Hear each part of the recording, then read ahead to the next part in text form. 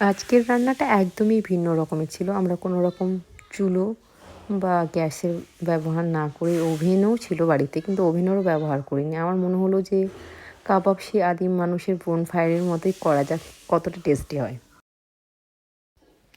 এর সাথে মিলিয়ে খাওয়ানোর জন্য আমরা নান রুটিও বানিয়েছিলাম। আমি এই হরিয়ালি কাবাব বানানোর জন্য কিছুটা বোনলেস চিকেন নিয়েছি এবং তার সাথে আমি পুদিনার পাতা, ধনেপাতা, আদা, রসুন, কাঁচা লঙ্কাকে পেস্ট করে নিয়েছিলাম এবং সাথে কিছুটা লবণ, শুকনো লঙ্কার গুঁড়ো, হলুদ, তেল এইসব দিয়ে সেই পেস্টটাকে একসাথে নিয়ে দই, লেবুর টক আর কাবাব মশলা দিয়ে ম্যারিনেট করে ঘন্টা 3 রেখেছিলাম।